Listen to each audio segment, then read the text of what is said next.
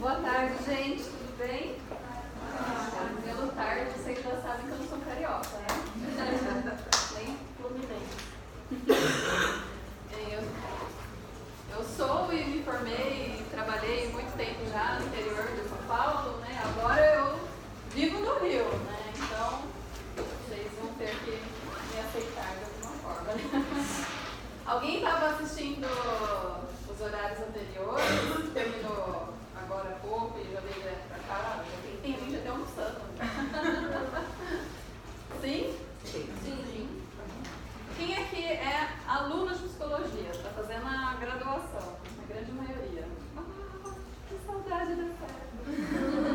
Aproveitem, eu sei que vocês ficam doidos com os professores. Acho que a gente está tirando a vida de vocês. Mas é um momento que depois dá muita saudade. E as experiências vividas durante esse processo não se repetem, vão ser outras vivências depois. E quem aqui já é formado em psicologia? Vocês dois estão atuando? Eu trabalho em consultório, atendendo adolescente e também em orientação numa escola. Olha só, bem próximo então, né, a área do tema da fala de hoje. E você, que está formada já, você está atuando na área? Eu sou formada no ano passado em psicologia e eu sempre tive interesse nessa área porque eu participo de projetos com pessoas com necessidades especiais e também a gente fala de educação inclusiva. Gente, vocês que estão em formação ainda, né? Quem aqui pensa que quando se formar vai trabalhar na área clínica, psicologia clínica? Quem aqui pensa que vai trabalhar na área organizacional? Em São Paulo isso seria diferente. Quem aqui pensa em trabalhar na área hospitalar? Bem à frente. Quem pensa em trabalhar em educação? Então eu estou feliz agora. Agora, quem pensa em trabalhar com inclusão? Não, vocês estão querendo ser gentis comigo. Bem, gente, essa é uma área que eu tenho verdadeira paixão e, assim, independentemente de onde vocês vão trabalhar e como vocês vão trabalhar, vocês vão acabar se deparando com essa temática. Tá? Então, independentemente se é num hospital, numa organização, né, empresa, ONG, né, ou mesmo dentro de consultório, né, aquele sonho do psicólogo que atende as pessoas, né, num ambiente mais individualizado, né, vocês também vão se deparar com essa temática.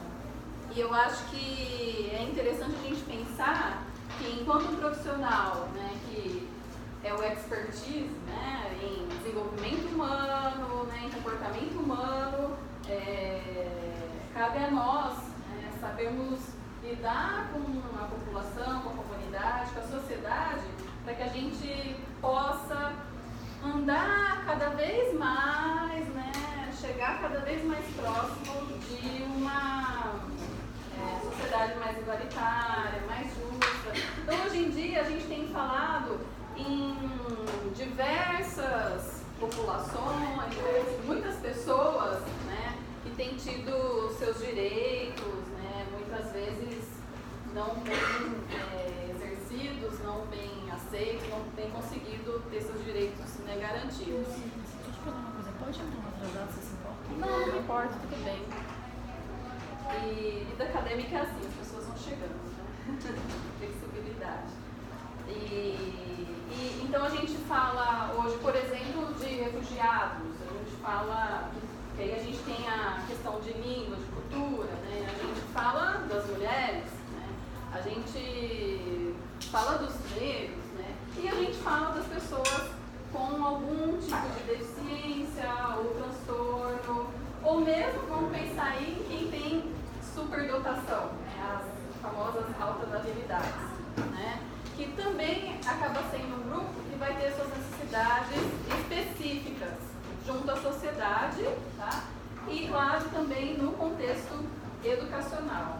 Né? Então, a ideia é a seguinte, né? A gente pensar a diversidade, né, como um elemento que ainda incomoda, que as pessoas ainda têm dificuldade em lidar com esse elemento, principalmente em alguns momentos político-econômicos sociais que o nosso país vive, pelas características do país também, né, todo o nosso processo histórico, né, e a psicologia ela foi ganhando terreno no mundo, né, e no Brasil, junto com a questão educacional. Então, os primeiros laboratórios, vocês já tiveram história da psicologia, geralmente é logo no primeiro ano, né? Então, a psicologia, ela surge nos laboratórios, né, que vão auxiliar educadores, professores, né? Ela vem sendo um componente de formação das pessoas que vão educar os outros, né, ajudando nesse processo, até ela se consolidar e ser uma profissão regulamentada em 1962.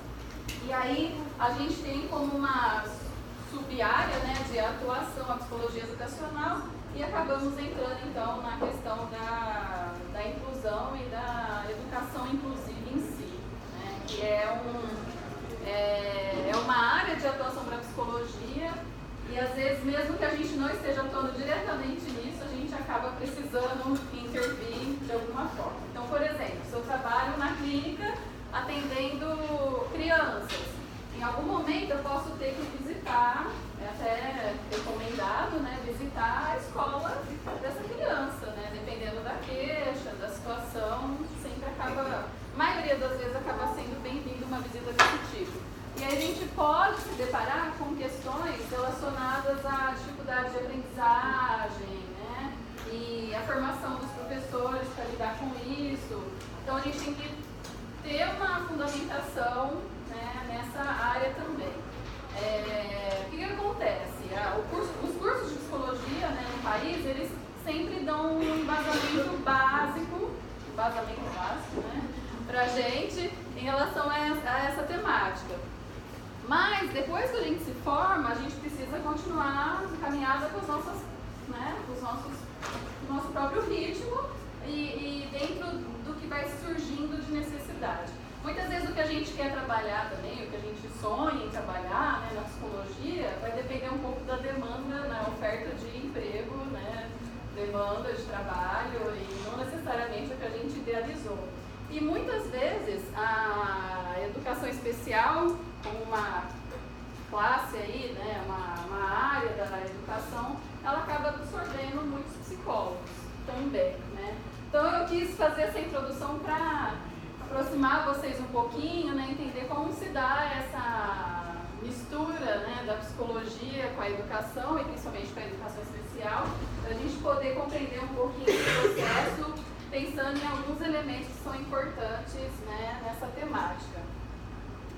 Eu já citei aqui com vocês, né, alguns grupos que são considerados minorias. Quando a gente fala em minoria, né, para quem já teve psicologia social, não estou dizendo em relação à quantidade, número de pessoas existentes, né, mas minorias psicológicas, aquelas pessoas que não têm os direitos garantidos, né, e entre esses grupos a gente tem as pessoas que estão incluídas aí no grupo de pessoas que têm necessidades específicas ou necessidades especiais, né?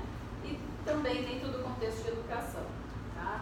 Então, esses grupos, né, de minorias, nós podemos considerar grupos vulneráveis, já que os seus direitos muitas vezes, né, não estão garantidos, e existe também uma questão de cultura, uma questão social, né, de preconceito, discriminação, e isso vai afetar toda a forma como essas pessoas interagem, usufruem de serviços, né, se inserem, produzem ou não economicamente, entre outras questões. E também, né, no contexto de família. Né? Então, se a gente pensar, as famílias hoje elas têm diversas configurações, né? E se a gente pensar que a gente tem um governo com políticas públicas, né, para assessorar a comunidade, né, como as famílias se inserem e quando tem uma pessoa com alguma necessidade educacional especial ou específica, né, como isso é atendido ou não, seja não só na educação em si, mas também na saúde e em outras questões. Então, gente, eu acho que o mais interessante dessa área é que quando a gente se prepara para atender pessoas com necessidades educacionais especiais, a gente está se preparando para atender qualquer pessoa. Por quê? Se a gente pensar bem, né, dentro de um contexto de sala de aula, por exemplo, né, muitas vezes nem mesmo aqueles alunos que não têm nenhum diagnóstico, nada, né, que estaria teoricamente preparado para conseguir acompanhar o conteúdo e ter um bom desempenho. Nem isso a gente tem garantido, né? Então, quando se trata de algo diagnosticado, identificado, aí o trabalho, né, é um pouco mais complexo. Mas, então, se a gente está preparado para lidar com isso, a gente teoricamente está preparado para lidar com qualquer outra situação, né, não tão complexa. No Brasil, segundo os dados do IBGE de 2010, já vai fazer 10 anos, mas a gente pode entender que isso pode ter uma variação não tão larga assim ainda, tá? A gente tem uma declaração de 24% da população com alguma dificuldade, tá, sensorial, né, na visão, na audição, motora, tá, e mais a questão de dificuldade intelectual também. Tá? Se a gente restringir esse grupo só para pessoas que têm uma grande dificuldade ou uma total dificuldade, aí essa porcentagem cai para 6,7% da população brasileira, o que já é um número muito grande. Tá? É um número muito grande. Eu sei que, assim, no contexto universitário, muitas vezes, essa porcentagem ela não aparece assim tão declarada, né? Muitas vezes pode ser menor, por várias questões. A gente pode até chegar lá mais pro final dessa fala.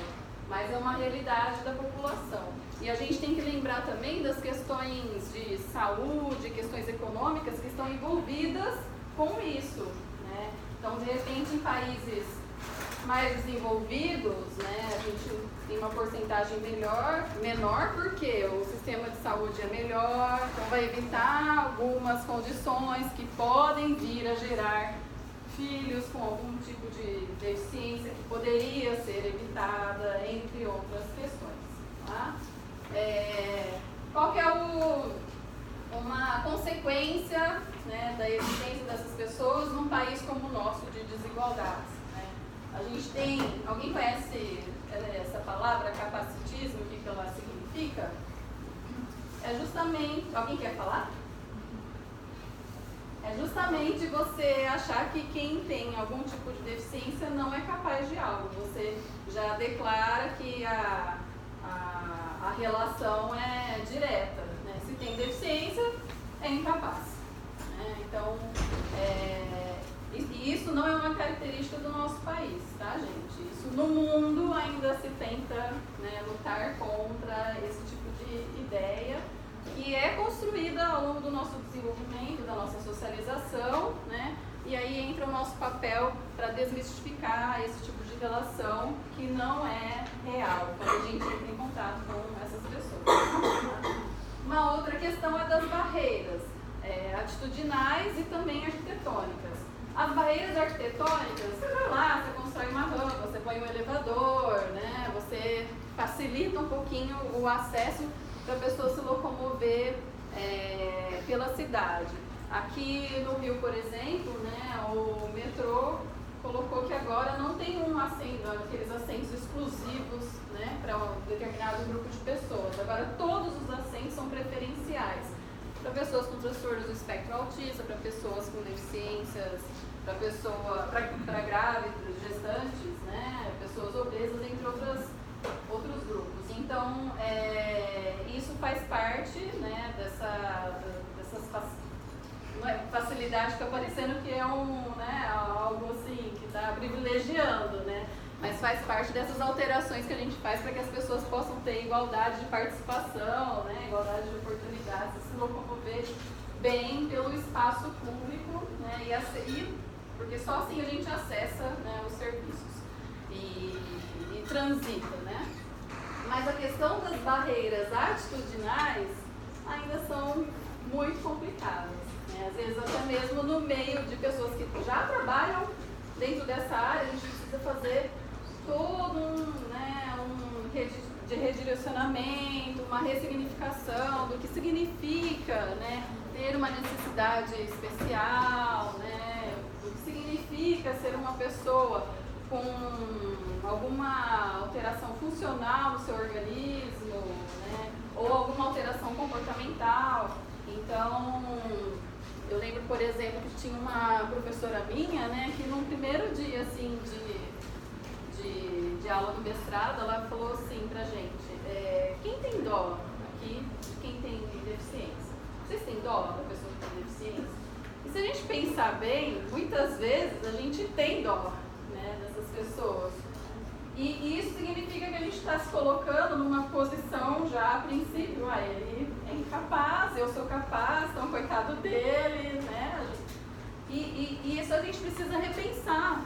Então, por isso até que sempre é indicado, né, que nós da psicologia tenhamos um acompanhamento, uma supervisão, que é para a gente repensar, né, qual o significado que a gente dá a algumas condições, vamos dizer assim, algumas condições humanas e como isso se deu no nosso processo de desenvolvimento e como a gente pode, né, reavaliar isso, né, e criar uma outra forma de ver, de enxergar as pessoas e também uma outra posição em relação a quem nós somos e como nós interagimos com as pessoas, né? Então, esse é um trabalho muito importante que a gente tem que estar sempre atento e não é só nessa área, né? Quem vai trabalhar em clínica vai precisar sempre estar atento, né, a questões pessoais para lidar com o outro.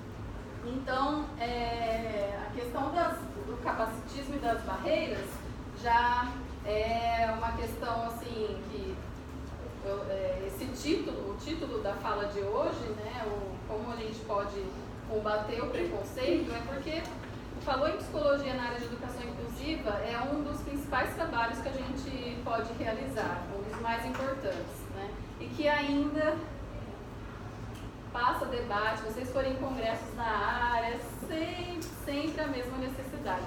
Essa necessidade não se esgota, nós sempre precisamos encontrar novas estratégias para lidar com isso.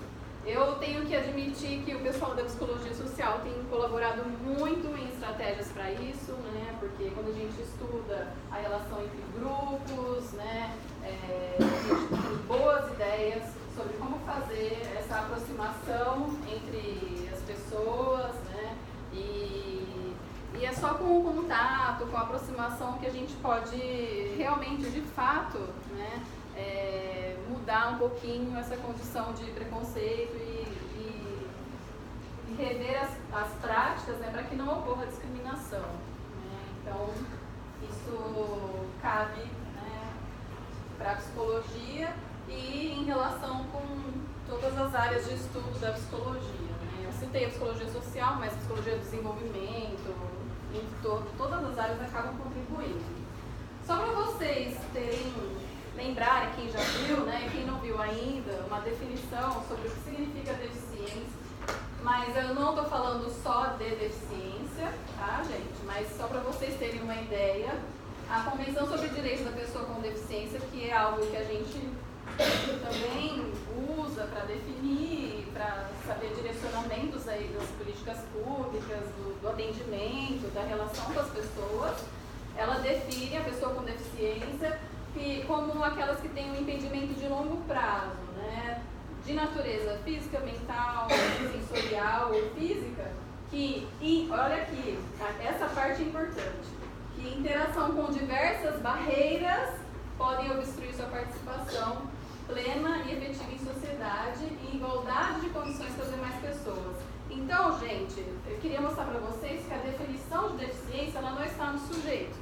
Ela não é uma definição que individualiza uma característica, tá? Mas ela coloca essa característica em relação, tá, com as barreiras existentes, tá? Então a gente já falou das barreiras arquitetônicas e atitudinais, que são difíceis de quebrar, e também em relação à participação em sociedade, como isso acontece.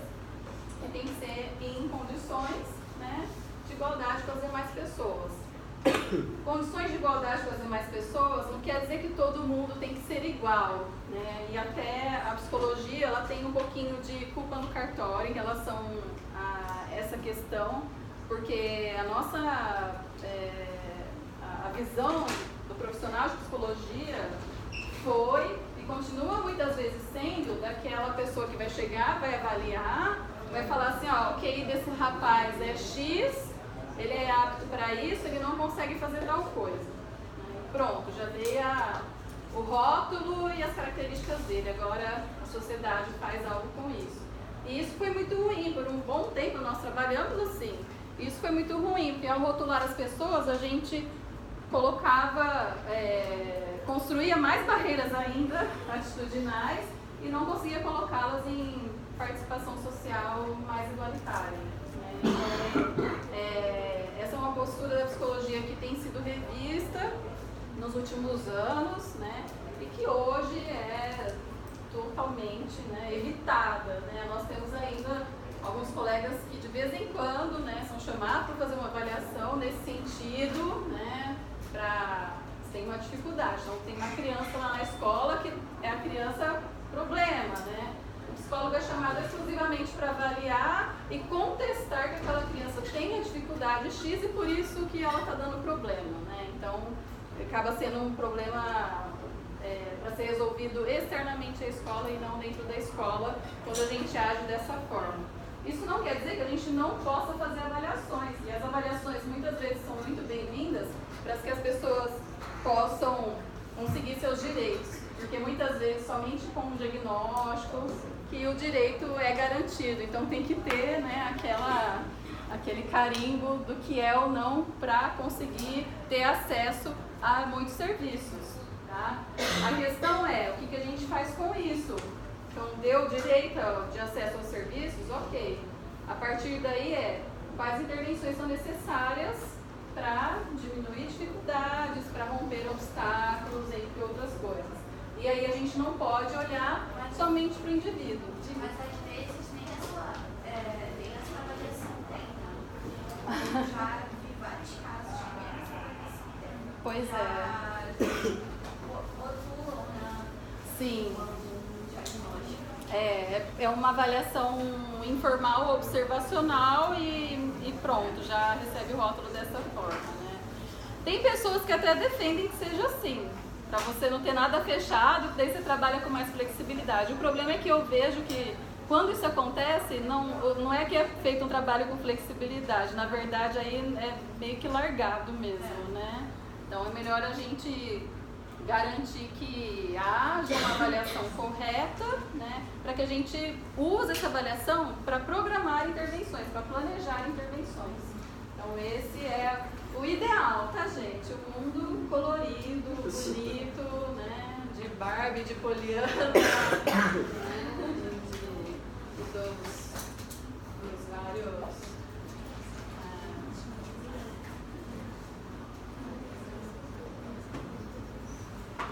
E é até interessante, né, que a gente pensar o mundo ideal, né, as pessoas têm essa expectativa do mundo ideal, né, mas na verdade o mundo real é o que é legal, porque imagina se a gente fosse todo mundo super perfeito, não cometesse erros, todo mundo, sabe, abrir o capô do carro e mexer lá no motor e tudo mais, todo mundo sabe dar aula de psicologia, todo mundo é expert em engenharia e medicina. Aí ia ser, né, um ia matar o outro, porque ninguém ia se aguentar, pra falar a verdade. E aí, gente, uma forma da gente avaliar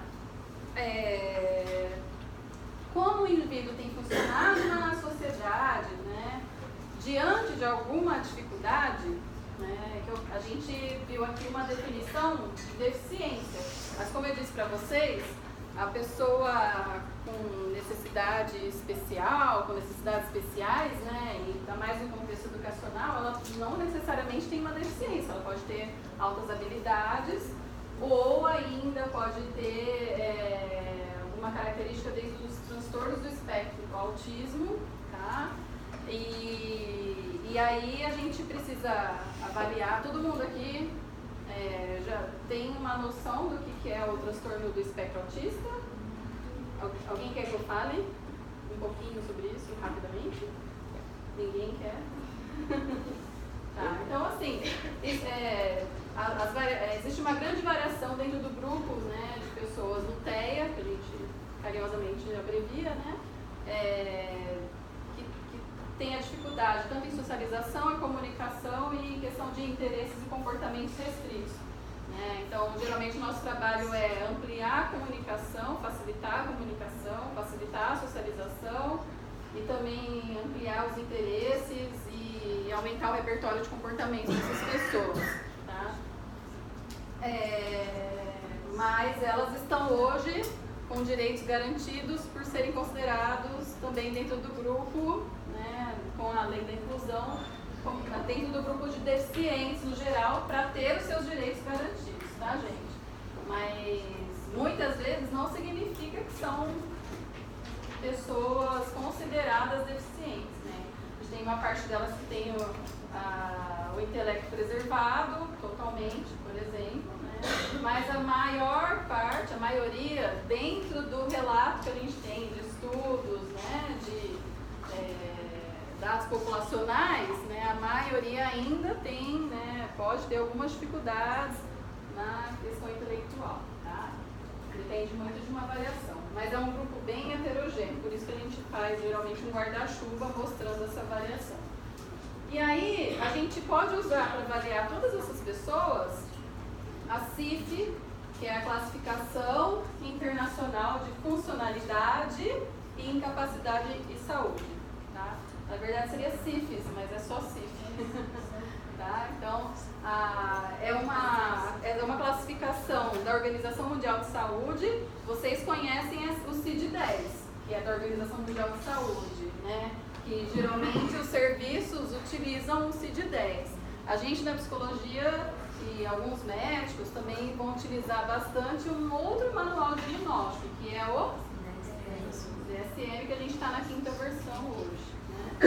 Então, existem algumas diferenças, mas logo vai ser lançado o CID-11 e vai aproximar mais do DSM-5, tá, gente?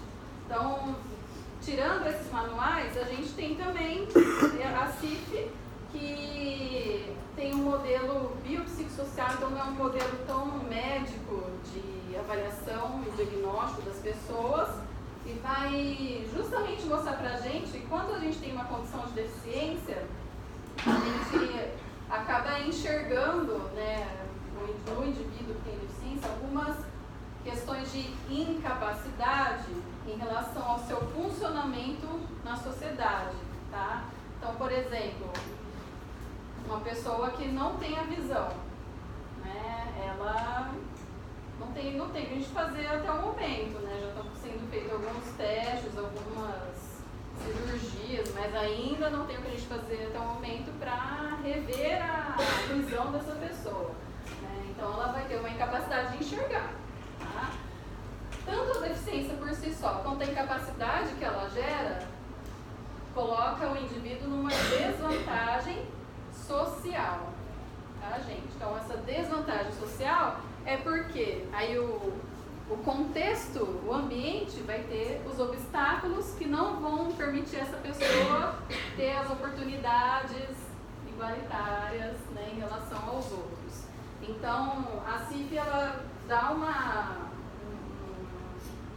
um apontamento para a gente para avaliar nesse sentido, tá? Como que é a relação do sujeito com o seu ambiente para que a gente possa criar intervenções. Então, a funcionalidade que ela avalia é nesse sentido, como a gente pode trazer uma melhor funcionalidade para que a pessoa participe ativamente, né, da comunidade em que se insere. E aí o que acontece? O indivíduo, então, que inicialmente já houve versões anteriores da CIF em que o indivíduo era avaliado e tudo estava nele, ele tinha que se tratar, se curar e tudo mais para que ele pudesse participar socialmente, né? E hoje a CIF já traz uma outra noção dentro desse modelo biopsicossocial. A gente avalia o indivíduo em relação aos fatores de contexto, né? Então, no contexto, o que a gente vai fazer com isso, né? Pensar em políticas públicas de atenção à população que possam atender essas pessoas de uma maneira, né, que a funcionalidade acabe sendo exercida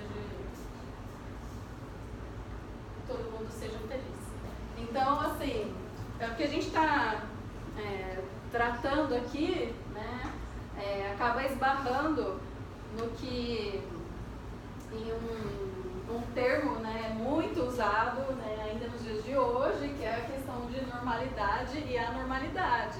Né? Então, o indivíduo que não tem visão, incapaz de enxergar, que muitas vezes não vai ter algumas oportunidades por causa dessa incapacidade de enxergar, ele é tido como alguém anormal. Né? Ou assim, por muito tempo, né, isso foi considerado uma anormalidade. E aí, quando a gente começa, né, a pensar um pouquinho nesses termos, o que é normal, o que é anormal, né? Normal, para começar, é muito chato, né, gente? Então, o que é, né, esse conceito de normalidade com o qual a gente trabalha? Por quê? É uma demanda social. Na verdade, o psicólogo, ele não quer, já quis em algum momento hoje, não quer padronizar as pessoas, né? Mas a sociedade ainda faz esse tipo de questionamento para a gente. Né? Então, se a gente parar para pensar, tem alguns autores, alguns estudiosos, filósofos, psicólogos, sociólogos, que vão dizer, né, é um construto construído na história das sociedades. Tá? Então, o Foucault e o Bauman, por exemplo, eles vão falar, né, que é uma construção discursiva moderna. Né? Então, em tempos de modernidade, se a gente pensar no avanço da medicina, né, depois a industrialização e tudo mais em conjunto, né, fez com que a gente definisse, né, quem era do grupo normal e anormal, mas esse conceito foi sendo criado porque existiam aí algumas demandas de grupos que queriam algumas coisas para a sociedade. Então, crescimento econômico, mudanças políticas, acabam, né, fazendo com que a gente tenha um discurso diferenciado em relação a quem são as pessoas. Para aproximar um pouquinho dos nossos tempos, se a gente pensar em meritocracia, que é um termo muito discutido, né, hoje em dia, a gente entra aqui no que o Foucault e o Bauman querem discutir com a gente. Né? O que é a tal da meritocracia? A gente colocar aquele que realmente se esforçou, lá, fez, né? E sendo que a gente não olha para o contexto, que impede muitas vezes algumas pessoas de participarem de algumas coisas. Né? Então, essa construção discursiva, ela vai na direção de alguns interesses, né, sociais, e que a gente tem que repensar e trabalhar junto à população. Então, a gente precisa trabalhar no sentido de desconstruir o caráter natural dessa dia de normal e anormal, porque não é algo natural, é algo que foi construído dentro de alguns interesses. Tá? E a psicologia social também contribui muito para a gente poder falar sobre isso. Nesse sentido, né, quando eu penso em quem eu sou, né, dentro da sociedade, quais são as minhas capacidades, o que eu posso fazer, né, eu vou me caracterizar dentro de uma identidade. Como a psicologia trabalha com subjetividade, né, comportamento humano, também é muito discutido dentro da psicologia essa questão da identidade do diferente. Né? Então, a gente pode pensar de uma maneira bem fácil, acessível, né? Por exemplo, eu sou uma brasileira, eu não sou alemã. Né? Eu sou mulher, eu não sou homem. Então, algumas características que vão dizer qual é a minha identidade. Eu sou psicóloga, eu não sou bióloga. Né? Então, isso constitui a minha identidade, né? Com o que eu identifico, o que realmente, né, me caracteriza. Agora, imediatamente, ao pensar sobre a identidade, eu estou pensando no que é o contrário ou diferente disso. Estou pensando a diferença. Né? E dentro de contextos humanos, né, quando as pessoas pensam na sua identidade, é inevitável que elas confrontem isso com a diferença. Por exemplo, com quem vocês se dão bem, qual grupo com o qual vocês saem, se divertem, né? Quem você chama para fazer programa, por exemplo, ir numa peça de teatro com você ou ir no cinema, né? Quem da sua turma, né, que estuda com você, com quem você gosta de fazer trabalho, ou com quem você evita fazer trabalho, né? Que lugares você vai, quais lugares você não gosta de frequentar, tudo isso vai dizendo, né, com quem você se identifica também e com o que você se identifica. E nisso você vai traçando também o que é diferente de você. Então, essa relação entre identidade e diferença, ela sempre precisa ser repensada no contexto de inclusão. Porque eu olho para um cadeirante, ou para uma pessoa que usa cadeira de rodas, eu posso não me identificar hoje, amanhã eu não sei. Né?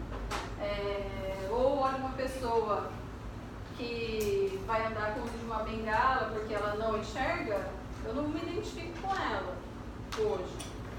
Né? E por aí vai. Né? Então, a gente precisa sempre estar atento a esses conceitos quando a gente trabalha essa temática, porque elas permeiam as relações sociais. Tá? E também, mais uma vez, né, o que é identidade, o que é diferença, são conceitos arbitrários, né, são criados pelo homem para que a gente possa, né, não só se relacionar, mas também porque relações de poder dependem disso, né, com o que você se identifica.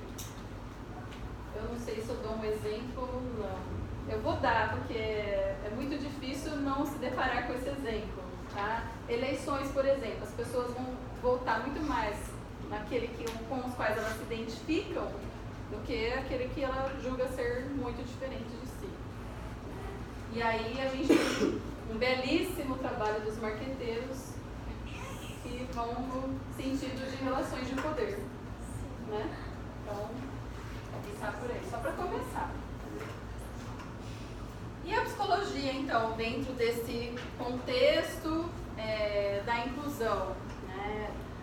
Fora todos esses conceitos, né? Fora tudo que a gente falou até agora, a gente pode pensar em alguns trabalhos, algumas atuações que a gente pode desenvolver, tá? E que são esperadas para quem vai trabalhar especificamente com essa área. Eu começo citando para vocês a questão da avaliação, porque como eu já mencionei aqui, a psicologia ela tem uma história, né, inicial de avaliações, no sentido de rotular pessoas, e que hoje isso não é muito bem visto. A gente tem todo um cuidado em como a gente usa avaliações nos dias de hoje. Por isso eu quis começar por esse aspecto. Porque a gente ainda é muito chamado para fazer avaliação. Tá? Então, podemos fazer, mas desde que isso seja cabível no contexto em que a queixa está sendo apresentada, seja institucional, seja individual, e aí saber o que fazer com essa avaliação se a gente a realizar. Tá? Então, sempre pensando também, gente, que hoje a gente tem o Conselho Federal, tem um grupo que avalia possíveis testes psicológicos, né, podem ser usados ou não, e a gente tem toda uma discussão em como a gente usa esses testes quando, por exemplo, a pessoa tem uma dificuldade intelectual. Como que a gente vai usar isso com um deficiente intelectual? Né? Então a gente tem que fazer algumas considerações. Muitos testes dependem de uma linguagem que seja bem entendível, assim, né, que a pessoa consiga compreender, uma linguagem compreensível. Você garante que aquela pessoa está entendendo?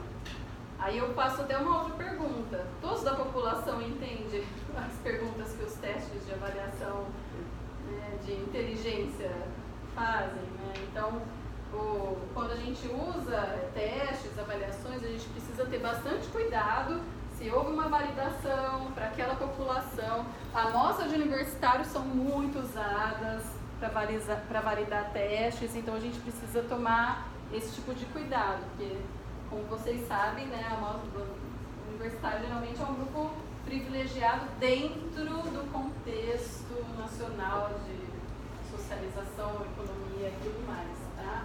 Então, sempre é esperado, né, que não necessariamente, né, uma validação de um grupo universitário vai garantir que a população toda consiga compreender compreender, né, o que é avaliado nos testes. Então a gente precisa buscar saber se foi validado. E o que a gente pode usar em avaliações também, que tem sido muito debatido, são modificações e recursos adicionais. Tá? Por exemplo, a tecnologia assistiva. Tá? Então, os terapeutas ocupacionais trabalham bastante com tecnologia assistiva, mas nós também podemos trabalhar. E a gente pode utilizar de recursos da tecnologia assistiva para aproximar as pessoas do entendimento, né, da participação de contextos avaliativos. Tá? Mas, melhor ainda do que modificações e recursos adicionais, melhor do que isso, é o desenho universal. O que é tecnologia assistiva? Quem conhece aqui tecnologia assistiva? Seria os aplicativos? Aplicativo pode ser um tipo... existem aplicativos que trazem tecnologia assistiva. Alguém aqui já trabalhou com isso? Conhece? Quer dar algum exemplo? Tá. Vou dar um exemplo muito básico de tecnologia assistiva, que é tudo ou qualquer coisa que a gente possa usar para melhorar o acesso das pessoas, tá, a objetos, aos sistemas de aprendizagem e aos sistemas de comunicação. Tá? Por exemplo, se eu pegar uma criança com paralisia cerebral que tem dificuldades motoras, né, e der um lápis fino para ela escrever, ela pode apresentar grandes dificuldades. Se eu coloco um pedaço de EVA envolvendo o lápis, isso é tecnologia assistiva, porque eu melhorei o acesso a ela para o uso do objeto. Tá? Isso é um exemplo basicão. Mas hoje, com a tecnologia, com a informática, a gente tem muitas coisas que são usadas em tablets, em computadores, tá? Então, aí a gente avança para um mundo sem volta, né? Nesse sentido, por exemplo, a gente tem vários sistemas de leitura no computador que qualquer um de nós pode usar, mas que beneficia bastante as pessoas que têm alguma deficiência visual. Então, as tecnologias assistivas, elas vêm nesse sentido, né? E são usadas em muitos contextos. Mas, se a gente conseguir trabalhar dentro de um desenho universal, que é... Alguém aqui trabalha com isso, já viu isso? Então, desenho universal é você já faz um teste, já elabora uma avaliação que tem uma alta probabilidade de ser compreendida e executada por qualquer pessoa, independentemente do nível, status, né, socioeconômico dela, do nível intelectual, do grau de formação acadêmica, enfim, tá? Então é algo muito mais acessível a qualquer tipo de pessoa. Né? Por exemplo, se eu vi aqui, quando eu entrei, né, nessa sala, que tem aqui alguns, né, trabalhos, né, mostrando aqui o corte coronal do encéfalo. Eu poderia descrever o cérebro para vocês sem mostrar nada disso, né? Mas quando a gente visualiza, fica tudo muito mais claro. E se a gente vai no computador, mexe naquelas figuras tridimensionais, fica mais claro ainda, né? Então, assim, o desenho universal é a gente pensar dentro dessa linha de raciocínio, né? Tudo que eu puder facilitar ali para a gente poder visualizar a ideia do que está sendo avaliado é muito melhor. Tá? E isso também é uma coisa que muitas vezes o psicólogo trabalha nos contextos educacionais. Né? Então, vocês já tiveram psicologia sócio-histórica? Essa disciplina? Vai ter ainda. Ou dentro da social, vocês estudam Vygotsky, por exemplo? Sim. Fechou.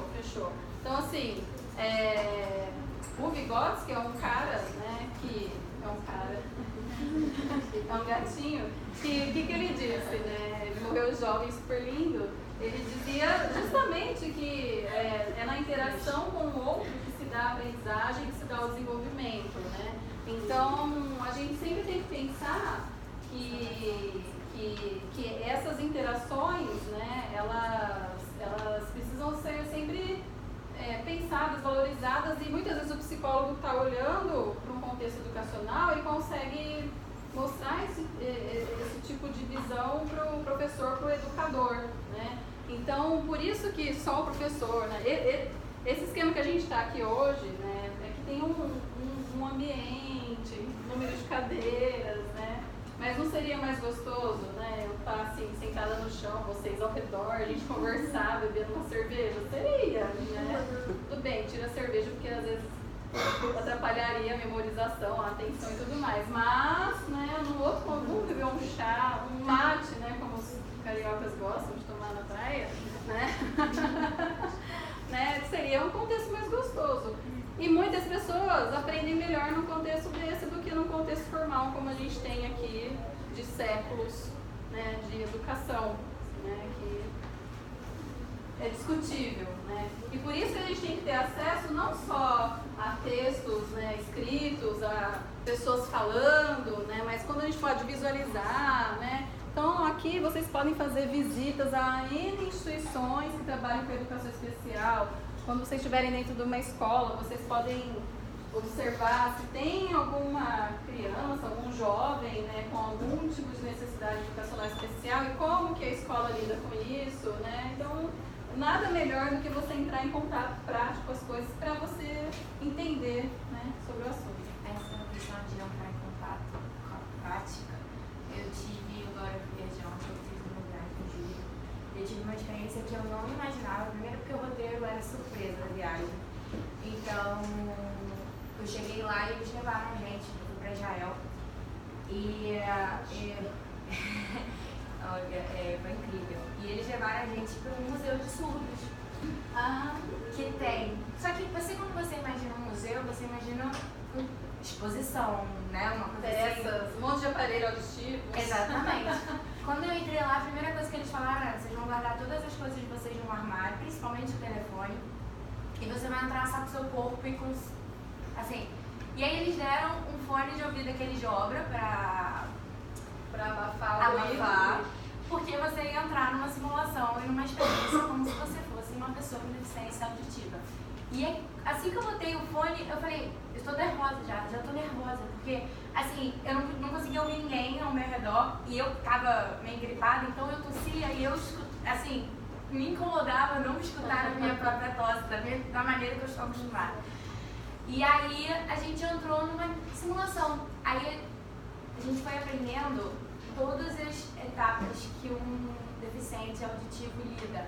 Expressões faciais, a mão, porque a gente tem um preconceito de achar que um surdo ou um mudo só lida com a mão, né? Com a linguagem de sinais.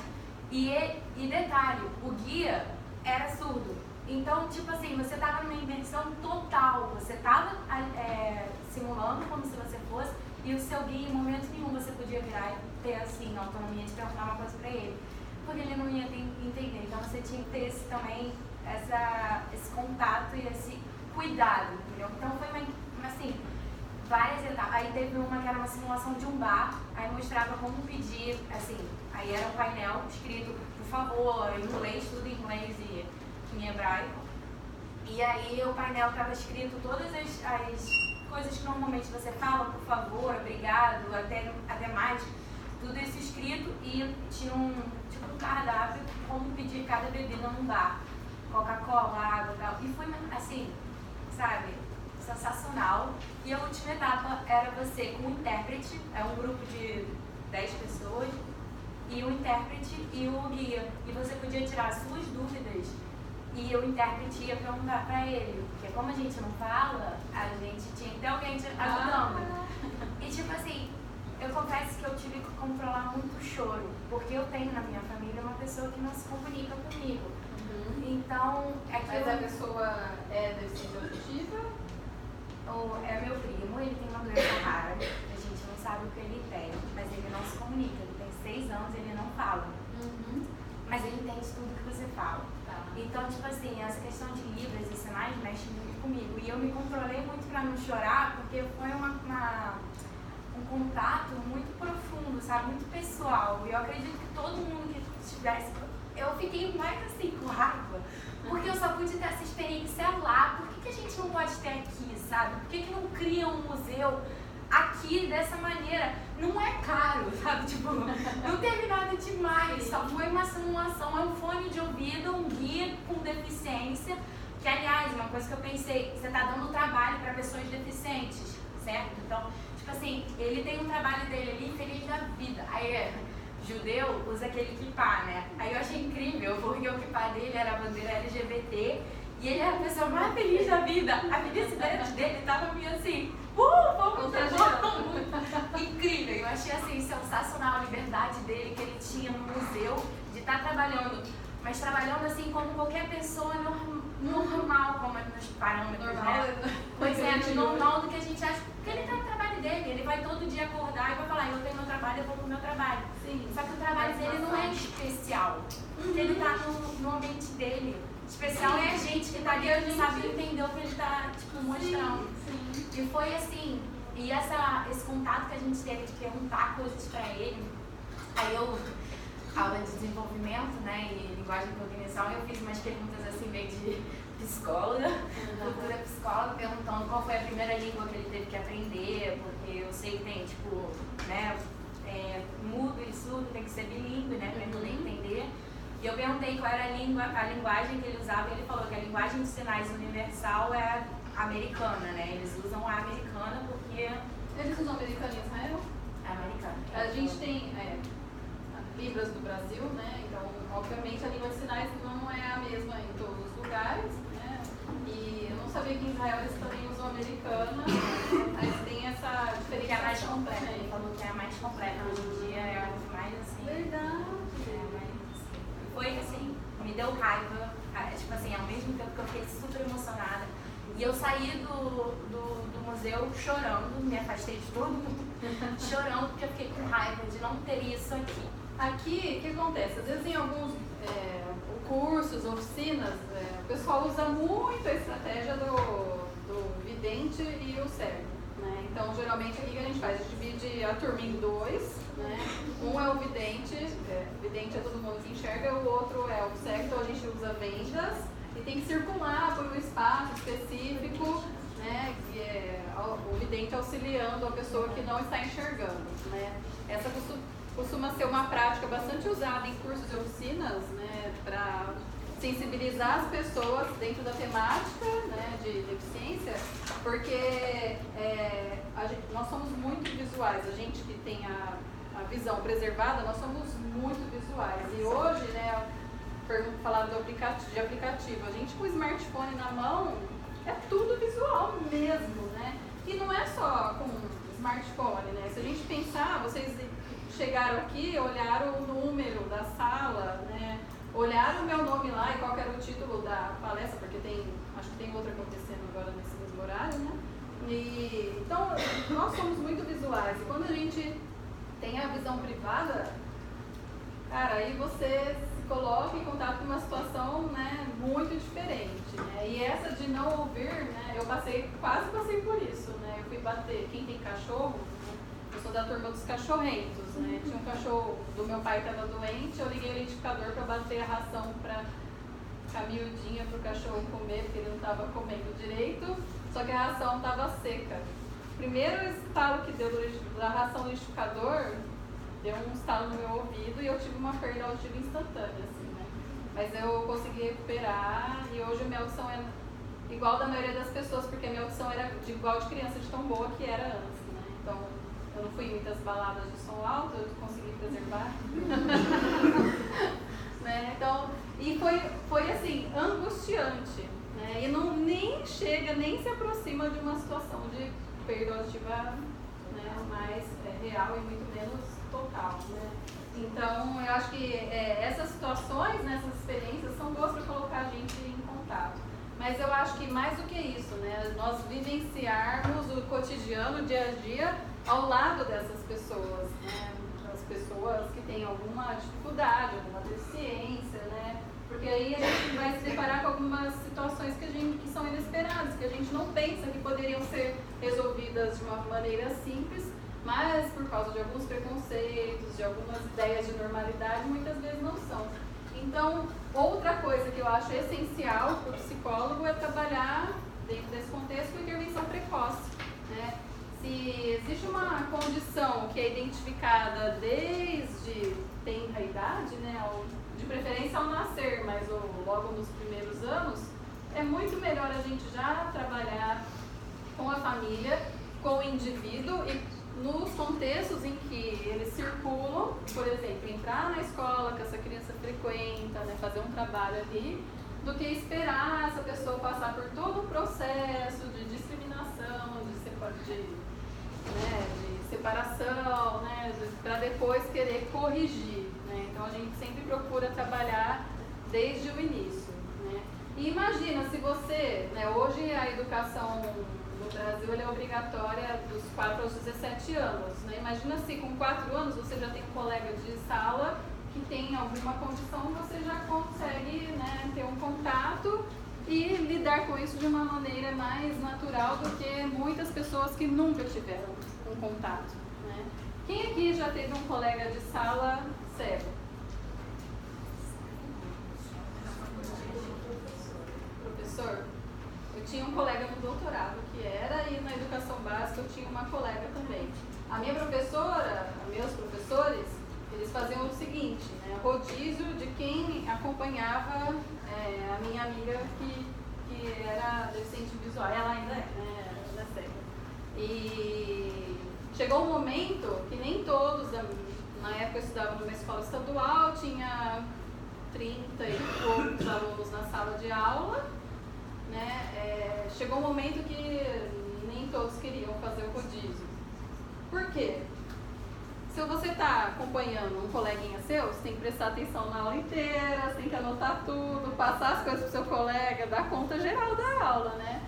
Então, molecada, né? Não eram todos que queriam, né, participar. Mas essa é uma forma hoje que os estudos têm descoberto, né? A tutoria de pares, se chama, quando você coloca os colegas juntos para um auxiliar o outro, né? Porque não é só a pessoa com deficiência que é auxiliada, muitas vezes ela vai te auxiliar também se ela tem um maior domínio naquela disciplina, naquele conteúdo, né? Então essa é uma estratégia que está sendo altamente recomendada e que às vezes a gente ainda vê pouco acontecendo nas escolas. Né? Tem estudos mostrando que deu certo. Tutoria de pares. Tá? Então já era usado na década de 90 quando eu estava lá na educação básica, no final da educação básica. Então, as políticas públicas, elas acabam influenciando muito. E a gente, enquanto um grupo profissional, a gente tem também participação nisso, né? Tem uma... Eu não lembro agora quem foi, a BOC ou a PATO, uma delas falou que fazer psicologia é fazer política também, né? A psicologia é um ato político. Por quê? Dependendo das resoluções, né, do nosso Código de Ética, do nosso Conselho Federal, né, as referências técnicas, elas vão no sentido de auxiliar as políticas ou não, e a gente se coloca como um grupo defendendo algumas causas junto ao Congresso, junto aos parlamentares. Né? Então, a psicologia influencia, em muitos casos, a questão da inclusão, quando a gente consegue ter voz e debater sobre essas questões junto à população e junto aos parlamentares para definir políticas e aí, claro, o acesso aos serviços. Tá? Inclusive, na lei brasileira de inclusão, está colocado a questão da psicologia lá, o seu direito a acesso aos serviços dos profissionais de psicologia também. A saúde mental, ela precisa ser garantida para todos. Tá? Gente, intervenções com família e comunidade. Isso é assim, o básico do básico. Quando uma pessoa pensa, né, em ter um filho, ou não pensou e já não dá mais tempo de pensar, aconteceu, né? É muito difícil alguém que imagine ou idealize a vinda de um bebê com algum tipo de deficiência. Por exemplo, eu trabalhei com grupos de pais de crianças com síndrome de Down. Né? Nenhum deles tinha pensado que isso pudesse acontecer com eles. Tá? A gente tem questões genéticas, quando já tem alguém na família a probabilidade aumenta, mas nem sempre eles tinham alguém na família e pensaram que isso pudesse acontecer.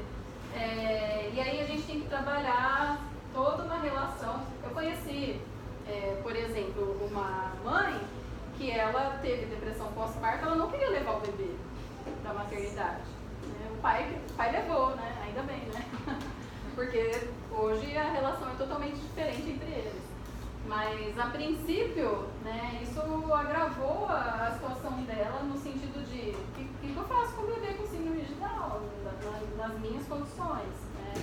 Então, quando a gente trabalha com a família, muitas vezes a gente se coloca em contato com questões de saúde mental, né, da família, o contexto, né, em que eles estão inseridos. A gente precisa avaliar a comunidade, quais recursos eles têm, quais serviços são oferecidos e como a gente trabalha dentro dessa realidade, né? Porque não é assim, falar assim, ó, é o seguinte, agora você tem esse filho, nós vamos fazer aqui um trabalho, ele vai para a escola, vai dar tudo certo, seja feliz, né?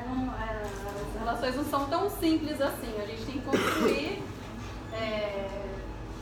toda um planejamento junto com essas famílias, porque eles fazem parte de uma sociedade em que o preconceito existe e questões de normalidade e anormalidade estão inseridas, né, em todas as mentes, né, em todas as cabeças. Então a gente precisa rever esses conceitos junto a essas pessoas. E eu vou falar a verdade para vocês, eles são, muitas vezes, os familiares são guerreiros, tá? Porque eles têm que brigar, né, brigar mesmo, né? Por exemplo, tem uma família que entrou na justiça para o plano de saúde cobrir sessões de atendimentos terapêuticos para o filho, né? Porque, como vocês sabem, né, os convênios, né, de saúde, eles têm uma limitação aí no que é oferecido e tudo mais. Então, assim, muitas vezes esses pais têm que entrar na justiça, têm que brigar, tem que explicar para as pessoas como haja paciência, né? E a gente tem que estar do lado deles, apoiando, então, avaliação de estresse, depressão, né? Tudo isso às vezes a gente precisa fazer para também acompanhar a família, e as pessoas com deficiência também podem apresentar, tá, essas questões. A gente precisa estar preparado para isso também, encaminhar para serviços e escolher bons serviços para encaminhar também, tá? E fazer trabalho junto à comunidade. Sempre a aproximação, gente, é a melhor alternativa, tá? A aproximação é fazer essas pessoas circularem na comunidade e o que a gente tem feito é ir consertando as barreiras que existem, tanto atitudinais quanto arquitetônicas. Uma questão que eu escuto bastante das pessoas é em relação a quem tem alguma deficiência intelectual. Me perguntam muito, mas essa pessoa aprende a escrever? É uma das perguntas que eu mais escuto. Depende, pode aprender ou não, depende. E isso não é exclusividade de quem tem deficiência intelectual, né? Numa sociedade como a nossa, se a gente for aí em capitais, isso pode ser um pouco mais difícil, mas se a gente for em umas regiões, né, onde a agricultura é incentivada, às vezes as pessoas não vão para a escola para trabalharem, né? Então, depende muito. E aprender a escrever é aprender exatamente numa folha de papel com um lápis ou uma caneta? Não necessariamente, né? Uma vez teve uma reportagem, foi mostrada na televisão, um garoto que aprendeu a escrever, ele é um autista, ele aprendeu a escrever quando ia tomar banho, sabe, o box fica esfumaçado assim, né? Ele aprendeu ali, que a mãe dele auxiliava ele a tomar banho, e ele começou a desenhar, a mãe dele começou a desenhar as letras, ele começou a copiar, na hora que viu ele já estava escrevendo o nome dele, né? Então, a gente não precisa necessariamente usar lápis e papel, pode usar outros recursos, né? E muitas vezes a gente trabalha em questões individuais, né? Eu acho que algo que às vezes poucas pessoas pensam é na proteção, na defesa de quem tem uma deficiência intelectual, por exemplo, ou de quem não tem a visão, né, uma pessoa com deficiência visual, para se proteger contra eventuais perigos de possibilidade de abuso, tá, ou violência física, tá? Então a gente tem que habilitar essas pessoas a reconhecer situações de perigo, pedir ajuda, evitar situações, assim como nós fazemos, né? Quando a gente está andando pela cidade, a gente avalia por onde a gente pode passar ou não, né? Então, esse tipo de coisa muitas vezes é esquecido, mas a gente tem que instruir, tá, né, lembrando, né, que os profissionais que trabalham junto, a família, que é algo que precisa ser, né, trabalhado. E aí, gente, hoje se fala muito de empoderamento feminino e tudo mais, mas empoderamento, né, de uma forma geral, a gente tem que trabalhar com todos os grupos vulneráveis, né, para que tenham voz, para que saibam buscar seus direitos, né, e quando a gente fala de uma pessoa com deficiência, nós temos um termo que vai além do empoderamento, né, mas da defesa pessoal, que é a de autoadvocacia. Alguém conhece esse termo? Já teve contato com isso? Já trabalhou com isso? Que é o direito da pessoa falar por si, tá, na busca do que é necessário para ter seus atendimentos, para ter seus serviços garantidos, tá? Então, eu falei dos pais agora mesmo, da família, é muito natural a gente pensar assim, os pais, os familiares, eles vão defender, eles vão lutar, mas a pessoa em si, que tem algum tipo de necessidade especial, ela pode fazer isso também, ela pode participar desse processo, isso deve ser incentivado. É claro que a gente vai ter aí níveis diferentes de compreensão, complexidade em relação ao que a deficiência traz ou não, mas mesmo assim a gente tem que empoderar essas pessoas para que elas possam falar por si e sejam ouvidas, com ajuda ou não, vai depender de algumas variáveis. Isso aqui é algumas coisas que podem acontecer, tá? Mas se a gente pensar na educação inclusiva hoje no país, o que a gente tem visto? Um contínuo de serviços, tá? Alguém de vocês conhece algum serviço de educação exclusivo para pessoas com necessidades especiais aqui no Rio? Diga. Não, é porque tem uma escola que é a de estudo em mundo, que é a amarela, é Laranjeiras, né? Eu sei disso. Tem uma aqui na Ibis casa é uma. também. O nome disso. Que é também para os Nacional de Educação para Surdos. Sim, esse é um belo exemplo. Aliás, um lugar maravilhoso. Acho que se chama Igeu. É alguma coisa com isso. Tá. Não sei. Tem o Benjamin Constant. Benjamin Constant. Oi? Alguém aqui? Não, é isso que eu conheço Esse também. também, Benjamin Helena Constant. Antipov também. Helena Antipov é da Secretaria de Educação. Tá? Algum lugar mais vocês conhecem? Tem a PAI aqui? No Rio? Tem. A Pai no Rio. E tem diversas outras instituições, tá, gente? O que eu quero dizer com isso? A gente fala muito em inclusão, mas a inclusão, ela faz com que a gente pense em várias necessidades de cada indivíduo. Às vezes, a pessoa, por exemplo, tem autismo, não se comunica oralmente, verbalmente, tem dificuldades para se comunicar gestualmente, apresenta assim, uma dificuldade em compreensão das coisas, dificuldade de memorização, uma deficiência intelectual mais acentuada, entre outras coisas, e um comportamento mais difícil de manejar, né? Uma maior dificuldade de controle do corpo, dos movimentos. Será que essa pessoa, se a gente coloca num contexto educacional regular, de educação regular, ela tem um bom aproveitamento sempre? Isso é muito questionável, é muito discutível.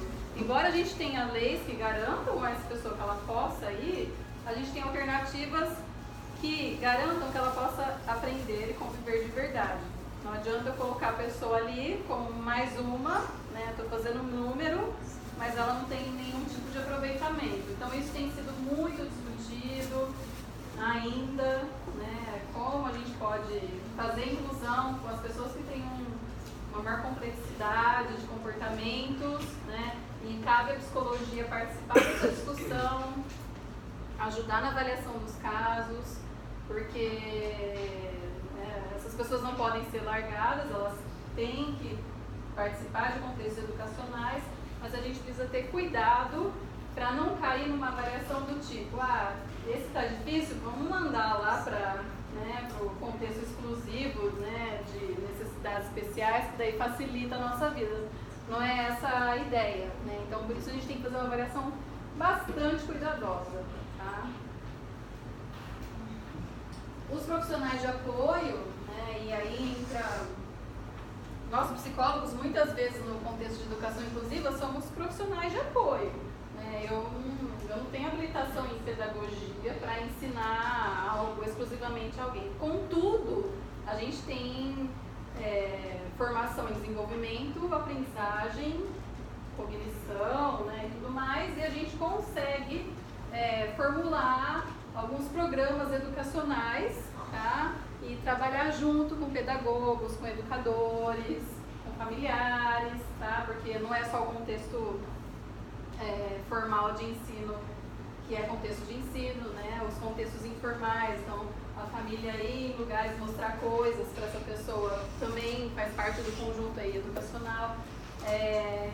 Por exemplo, na Universidade Federal de São Carlos tem um programa de leitura que acontece na biblioteca. As crianças do sistema público de ensino que apresentavam dificuldades em leitura e escrita iam até a biblioteca, eram levadas, né, para o transporte para isso, e lá nós da psicologia a gente trabalhava no computador, tela touchscreen, né, para que a criança fizesse pareamento, né, se vocês já estudaram linguagem, né, como aquisição de linguagem escrita, né, primeiramente a gente entra em contato com a linguagem, se a gente escuta, né, a gente entra de maneira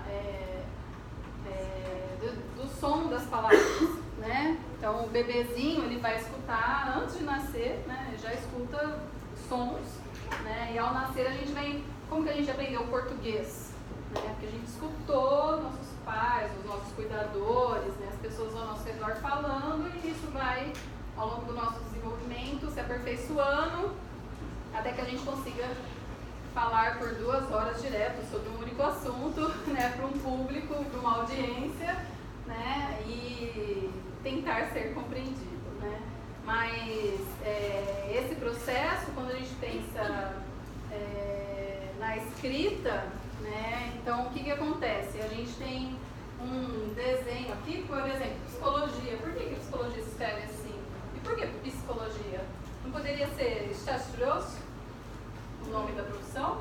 Poderia, é uma convenção arbitrária, social, né? E aí é uma combinação de letras que no sistema português tem, né? Então a gente aprende isso, né? E algumas coisas têm a imagem, né? Por exemplo, se eu pegar cadeira, isso aqui é objeto cadeira. Aí eu tenho a forma que eu escrevo.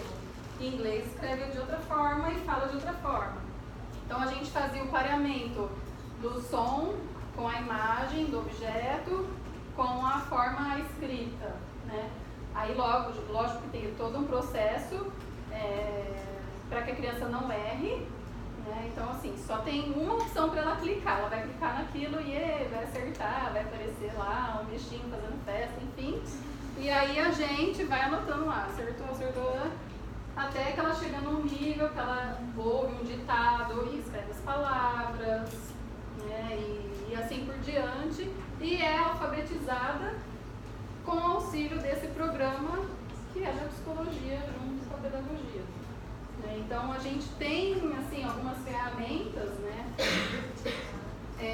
que a gente pode trabalhar, né, sem entrar na área de outros profissionais, mas concomitante aos outros profissionais, para que as coisas possam acontecer. Então nós podemos trabalhar com profissionais de apoio, nós podemos trabalhar junto a outros profissionais, né, com todas essas questões, né, conversando sobre identidade, normalidade e preconceito, inclusão e tudo mais. Tem outras formas como nós podemos trabalhar, que ainda assim, é bastante mostrado em estudos que dá certo, mas eu vou ser sincera em dizer para vocês que a gente ainda vê pouco acontecendo na prática, né? Então, como eu disse, às vezes você quer trabalhar numa área, mas o mercado não vai ter espaço para você trabalhar naquela área, você precisa pagar contas, você vai arrumar um emprego em algum lugar específico, né, para você começar a trabalhar em psicologia, e às vezes você não teve contato prévio ainda com o que existe dentro daquilo, então você não sabe. Às vezes as pessoas não sabem que as coisas existem, então por isso tem que estudar muito, né? Os consultores colaborativos. Alguém já ouviu falar em consultoria colaborativa? Hoje, a questão de colaboração é bastante, né, trabalhada na sociedade como um todo. A gente tem as coworkings e tudo mais, não é isso, mas a ideia é que um profissional especializado na área possa acompanhar professores, educadores, para que eles tenham formas para fazer a inclusão acontecer que eles não tinham pensado ainda. Então, por exemplo, eu participei de um grupo, eu ia numa escola de educação infantil, acompanhava uma turma lá com uma professora, de crianças de 4 anos de idade. Delícia. E aí, nessa turma tinha uma criança só, com deficiência, né? E a professora conversava comigo sobre coisas que ela podia fazer. Então a gente pensava, eu levava as questões dela, né? Assim, Nancy, mas eu estou ensinando as cores para as crianças, né? E o fulano, ele tem dificuldade em acompanhar, né? E dizer quais são as cores, repetir o nome das cores, identificar as cores dos objetos. O que a gente pode fazer? Aí eu levava para a universidade, no grupo de discussão que a gente tinha, quais estratégias podem ser usadas, né, cognitivamente, quando a gente pensa, né, identificação de uma cor, dizer, né, fazer a produção verbal sobre o que é isso que a gente está identificando, né, essa associação, né, que existe entre o que a gente identifica, a produção verbal, como a gente podia fazer isso.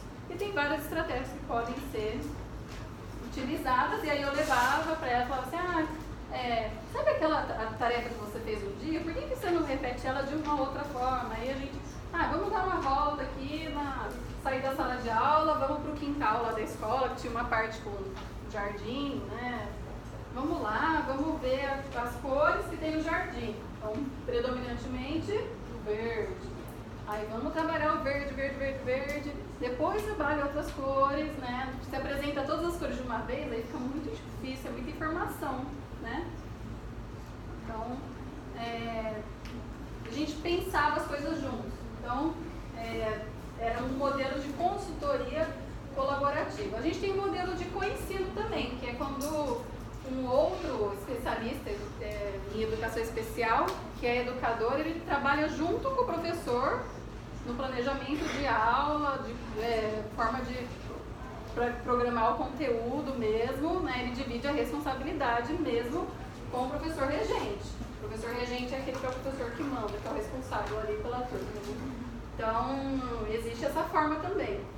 Mas no caso, como eu não sou pedagoga, não sou licenciada em nenhuma disciplina específica, sou psicóloga, eu trabalhava como uma consultora colaborativa. A gente tem também mediadores facilitadores. Vocês já viram que algumas crianças, jovens vão para a escola e tem um profissional que acompanha, que é contratado pela família, inclusive? A gente tem os que são contratados pela família e a gente tem alguns que são disponibilizados pelo sistema público de ensino, tá? Então, assim, a configuração disso, né, muda dependendo aí do contexto, de município para município, estado para estado, isso muda também, quantos existem, esse tipo de acompanhamento, né? Mas a gente tem situações, até aqui no Rio mesmo, que a família já tinha alguém que acompanhava essa criança, né? E essa pessoa, ela se inscreveu como voluntária na Secretaria de Educação para poder ir para a escola junto com a criança. Então essa é uma possibilidade quando a gente pensa em mediadores facilitadores, que é algo que a gente pode fazer. Sabe o acompanhante terapêutico? Né? Que é uma forma que o psicólogo pode trabalhar, né? Parecido. Então, o que o mediador ou facilitador, o termo também, né, às vezes varia, deve fazer? A gente vai mediar, facilitar o contato, né, daquele contexto de educação regular, que é a escola, né, com o contexto informal, que é a família, a comunidade onde essa criança se insere, né. Então, por exemplo, um outro exemplo de um que eu participei, esse aqui também. Eu acompanhava a criança, né, no caso era um menino com síndrome de Down, durante o período dele da escola, né, e fazia reunião com a família dele, né. Eu não era uma porta-voz, eu não era o caderno de recado da professora e da família para a professora, não era essa a minha função, mas a minha função era facilitar que o que ele estivesse sendo visto na escola e a realidade dele em casa conversassem. Porque nem sempre, né, a professora tem tempo para ouvir a família, né, conversar e planejar as coisas junto, e a família também nem sempre pode estar na escola e fazer tudo isso, né? Então, se você fica na escola, você consegue acompanhar as atividades e ir conversando com o professor, entendendo ali a dinâmica, aí você chega com a família e fala assim, ó, tá aprendendo, vamos voltar às cores, né, coisa de criança assim, aprendendo cores, como que vocês fazem aqui em casa, né, o que vocês têm, quais os brinquedos são deles, qual é o acesso que ele tem às coisas da cozinha, né, às coisas da sala, e aí assim por diante. Então, ó, vamos focar nisso essa semana, né, e dentro da realidade e dentro também das habilidades que a família tem, porque a gente não deve tornar a família profissionais de educação, eles têm que ser mãe, pai, né, tem que pôr limites, tem que prover experiências e tudo mais, tem que lutar pelos direitos junto com eles, mas eles também podem ser instrumentalizados para que possam educar, né, estimular de uma maneira a ter melhores resultados, né? De alguma forma isso volta, é retroativo para eles também. Então é uma possibilidade a gente trabalhar como mediadores facilitadores, tá? Será que dá tempo de encerrar aqui mais interação?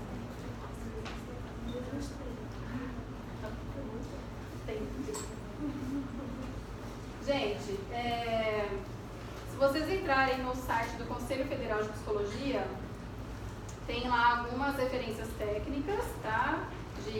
Para trabalhar em algumas áreas específicas. Uma das referências disponíveis lá é o trabalho do psicólogo na educação básica, e dentro disso, né, fala-se da questão da inclusão. Então, dentro da educação básica, como o psicólogo pode trabalhar junto à inclusão, tá? Então, eu trouxe aqui alguns itens que eles colocam lá, só para vocês terem uma ideia, né, de como o Conselho de Psicologia pensa a nossa atuação no contexto de inclusão, tá? Por exemplo, acompanhamento de estudantes visando a inclusão e permanência com qualidade de todos e todas no contexto escolar.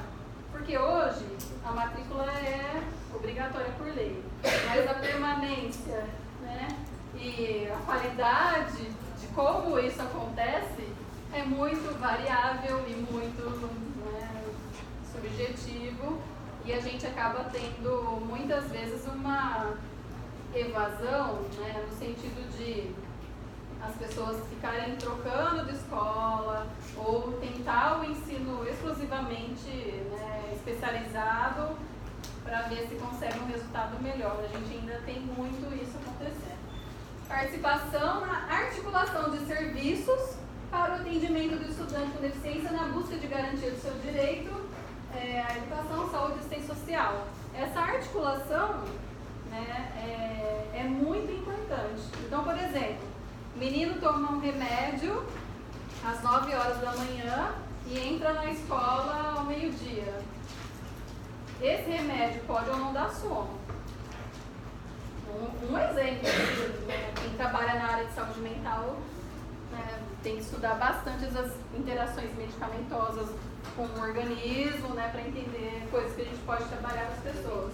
Então, assim, isso é importante também de se viabilizar, e o nosso contato com os profissionais que estão atuando junto àquele indivíduo acaba sendo também bastante importante, tá? Então, acaba sendo um trabalho complementar e o nosso encaminhamento, em muitos casos, é necessário. Tá? Às vezes a professora reclama, fulaninha está com uma dificuldade, né? Não copia direito, escreve errado, né? Não participa direito. Você vai ver, precisava passar por um oftalmologista porque só precisava de um óculos para conseguir enxergar direito. Né? Então, o psicólogo faz o encaminhamento no caso desse e ajuda a escola. Né? Mobilização de encontros e participação em reuniões com docentes e outros profissionais, visando auxiliar a equipe de docentes da escola na construção do planejamento educacional para o estudante com deficiência. Gente, vocês sabem que nas escolas existe um projeto pedagógico, né? E esse projeto pedagógico, ele tem que ser visto todo ano, tá? E ele não precisa ser fechado, ele pode ser flexível, né? E é legal se nós pudermos participar desse momento de construção, de reavaliação do projeto pedagógico, para que justamente possamos pensar junto aos educadores em estratégias diferentes para alcançar melhores níveis, né, de desempenho cognitivo, intelectual, de aprendizagem dos alunos. Uma coisa que eu quero enfatizar, deixar claro para vocês, ai que medo se eu tiver falado até agora e tiver passado a impressão errada, é que quando a gente está num contexto institucional, a gente não é o psicólogo do fulano ou do Beltrano, a gente é o psicólogo da escola, daquela comunidade, daquele contexto, tá? Então, por exemplo, a Secretaria de Educação, elas muitas vezes têm os psicólogos que trabalham junto, né? O Instituto Helena Antipoff tem, mas assim, não é um psicólogo que vai lá, pode acompanhar uma criança em alguns aspectos, mas não é, vai ser babá, sentar lá do lado, exclusivo, não é um atendimento clínico individualizado, não é isso que a gente faz nesses contextos, tá? Mesmo sendo mediador, facilitador, a gente procura observar como se dá a dinâmica e as relações dentro de um contexto de ensino. E é isso que a gente troca com os educadores, tá? Então, se eu posso... Lembra que eu falei para vocês de desenho universal dos testes psicológicos? Se eu posso facilitar o acesso ao ensino, né, com outras formas de mostrar um conteúdo, isso não vai fazer só que uma criança específica que tem uma deficiência ou tem um transtorno tenha acesso àquele conteúdo, mas outras crianças que têm dificuldades naquela disciplina também terão acesso. Por exemplo, quantos aqui de vocês gabaritavam matemática na escola? Tá? Eu fiz essa pergunta de propósito, porque meus aluninhos de psicologia tinham dificuldade de calcular a média na disciplina, né? Então, fazia prova, fazia trabalho, quanto falta para eu passar? Como assim? Você não... Então, assim, e mesmo eu dando a fórmula, eles não conseguiam chegar no resultado. Desculpem, aluninhos, aqui depois eu vou postar o vídeo, meus aluninhos vão ver, eles vão ficar chateados comigo, mas eles sabem que é verdade, né?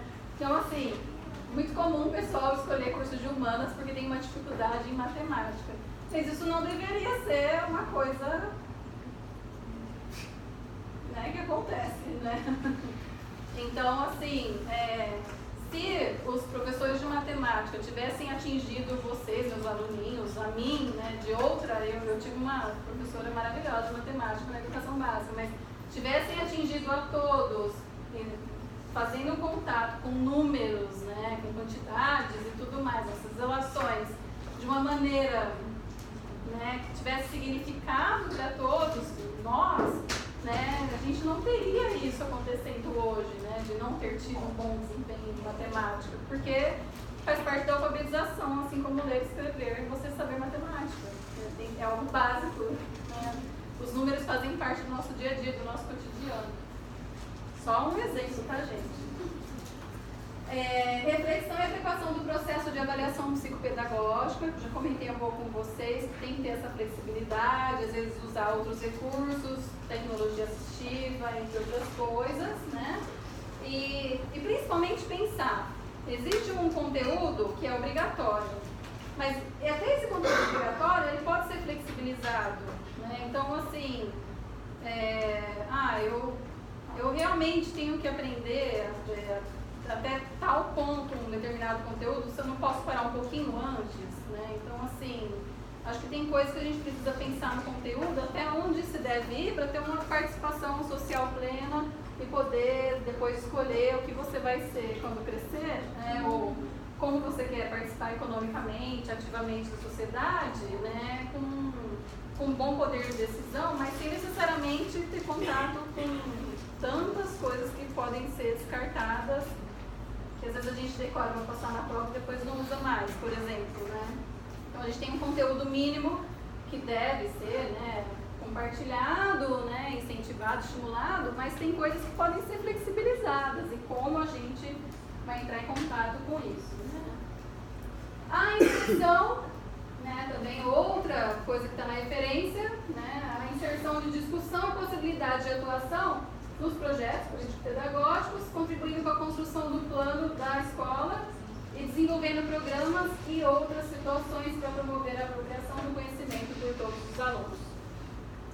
Vou dar um exemplo aqui. Eu tive uma professora de português, que além da aula, aquela aula que todo mundo tem, básica, na lousa, de copiar no caderno e tudo mais, ela fazia a gente fazer uma coisa que ela chamava de jornal falado, né? Então a gente tinha que preparar a apresentação de esses jornais de televisão que apresentam notícias do Brasil e do mundo, né?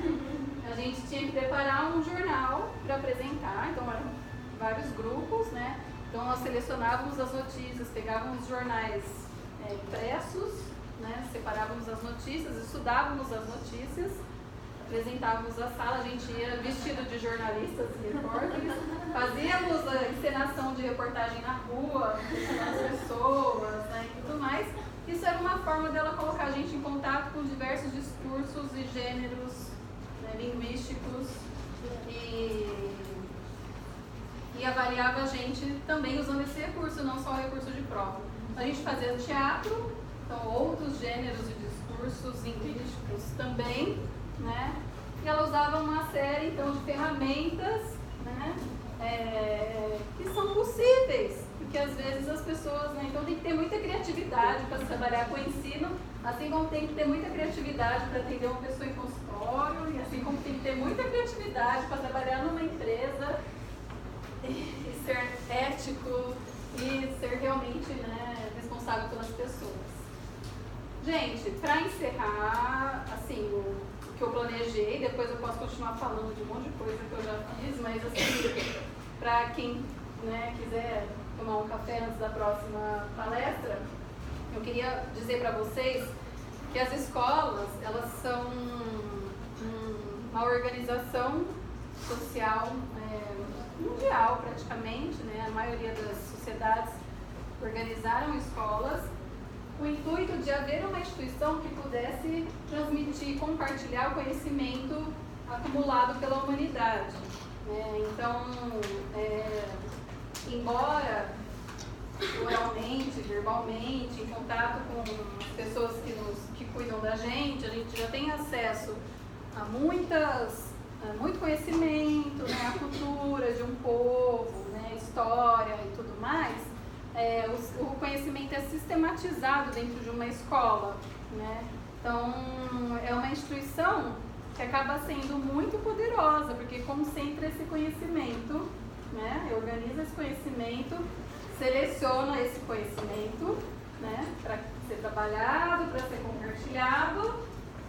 E aí a gente tem que pensar em algumas decorrências disso, dessa instituição, que é, por meio de um currículo obrigatório e que é nacional, né, que todas as escolas vão precisar trabalhar, depender da série ali, a escola é uma máquina poderosa de governamentalização, né? Então a gente tem que pensar também nisso, né? A escola não é só, né, inocentemente, todo mundo aprendendo, conhecimento compartilhado, não é só isso, é muito mais que isso. Qual a mensagem que eu passo a ensinar determinadas coisas para os alunos, né, e aprender com eles?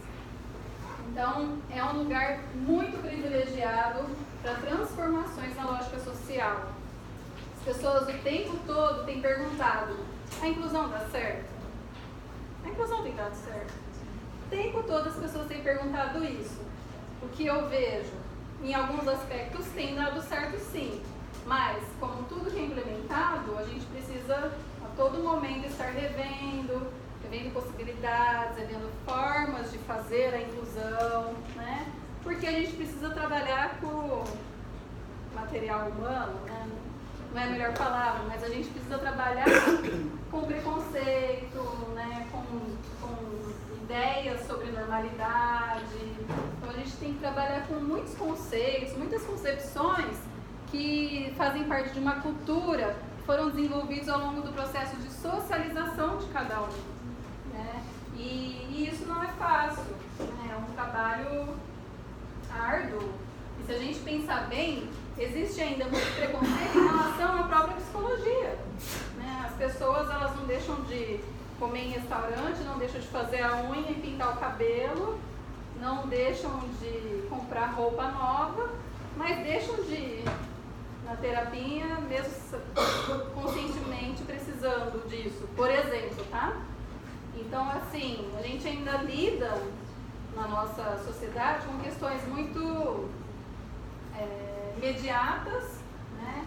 E os processos em psicologia são processos, não vou falar mais demorados, mas são processos mais cuidadosos, porque a gente não faz um trabalho simplista. Olha ali, essa cadeira está cinza claro, pinta aí cinza escuro, que vai fazer os alunos ficarem sentados por mais tempo. Não, a gente não é simplista dessa forma. A gente estuda, analisa muitas variáveis dentro de um contexto, diversos fatores, e isso faz com que o nosso trabalho seja mais complexo. Né? E por isso, os resultados do nosso trabalho também acontecem de outra forma, não é algo imediatista, não é você juntar ingredientes e assar um bolo, né? É algo muito mais complexo. Então, assim, se a gente conseguir trabalhar num ambiente de educação, né, em que possamos colocar as pessoas em contato com a diversidade, né, nós estamos trabalhando num lugar ótimo para promover transformações sociais, porque aquilo é um ambiente que a escola, né, os ambientes educacionais são ambientes que reproduzem muito bem a sociedade como um todo.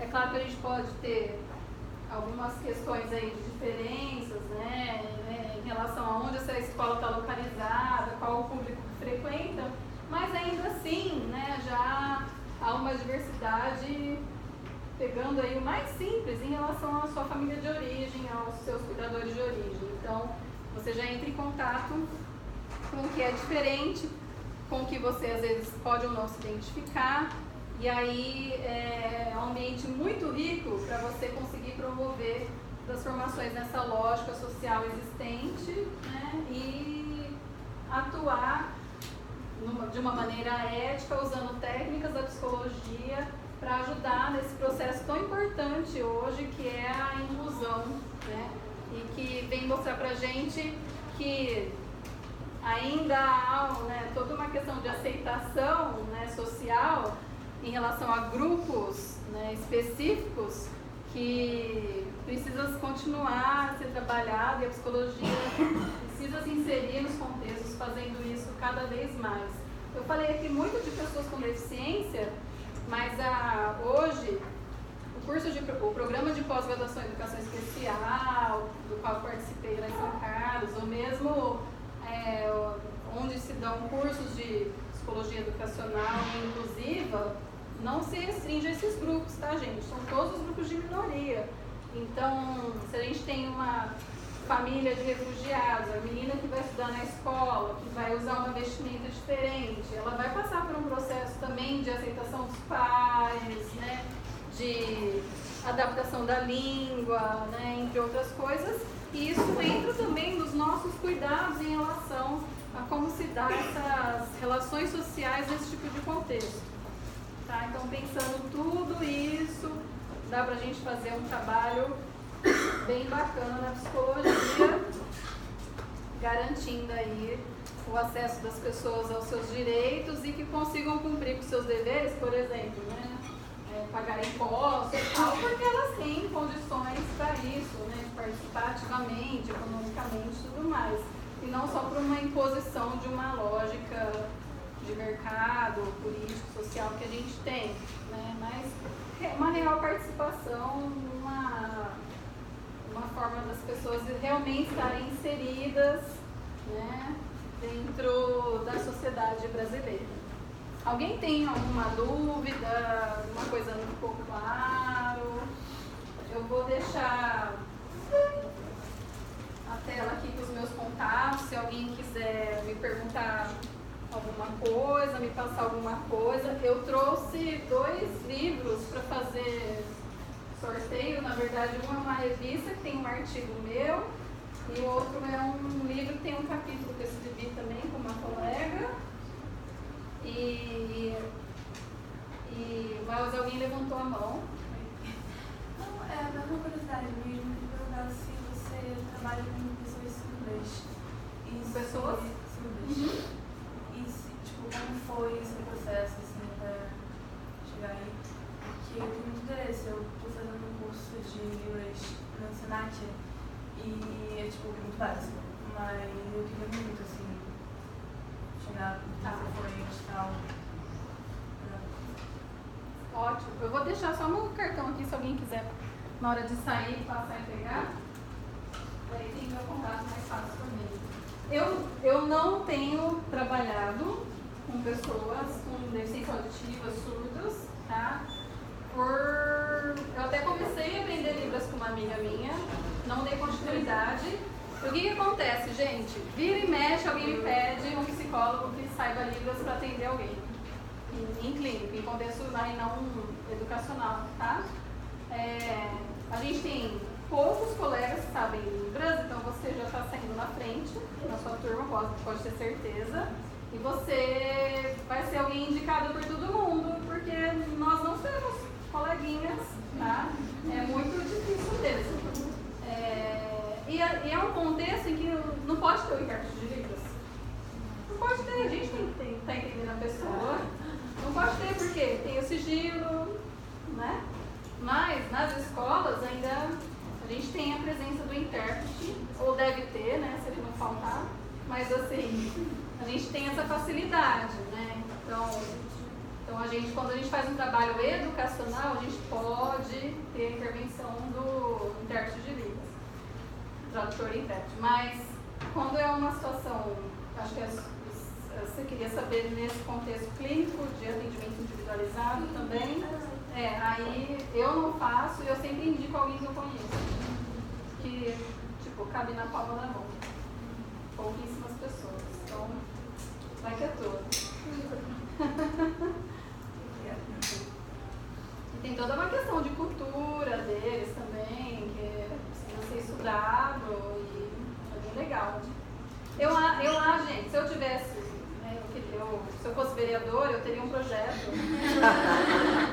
Eu já teria convencido todos os meus colegas para aprovar um projeto para ser ensinado Libras nas escolas, porque a gente aprende tanta porcaria, bobeira que a gente não precisa no YouTube e tudo mais, né? Aprender Libras é uma delícia, você gesticular, fazer caras e bocas, usar seu corpo, a gente precisa usar mais o corpo, né? Nós estamos isso acho que ajudar em tudo na vida, sabe? Até questão de apresentação, ir na frente, apresentar, você conhecer seu corpo. Aí sim, por favor, seja vereador. Aqui você já tem uma universidade. E as crianças são super abertas, gente. É uma coisa que tem que acontecer logo, né? Quem sabe. Aqui na PUC eles dão aula de Libras, só que tipo assim, é uma professora, então sempre tá lotado, só que dizem que é uma incrível experiência e tipo, entra como na grade, né? Então a vantagem é tipo 2 por 1. Mas aí até pergunta pra ela onde você faz, porque é difícil achar curso de Libras. Tem poucos cursos Tem no Senac, em São Paulo. Onde? No INSS tem. Massa. Corrido, né? Eu tô tentando na PUC, é sempre difícil pegar. Tem um aplicativo. É o Handstop. Tem o Handstop. Que é super lindinho, ajuda, mas não é perfeito. Mas ele tem um bonequinho. Obrigada, tem uma graça. Eu tenho algumas coisinhas, tipo assim.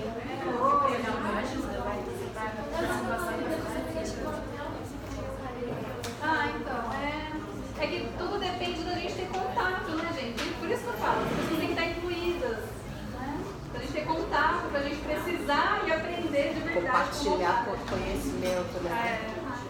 Gente, obrigada.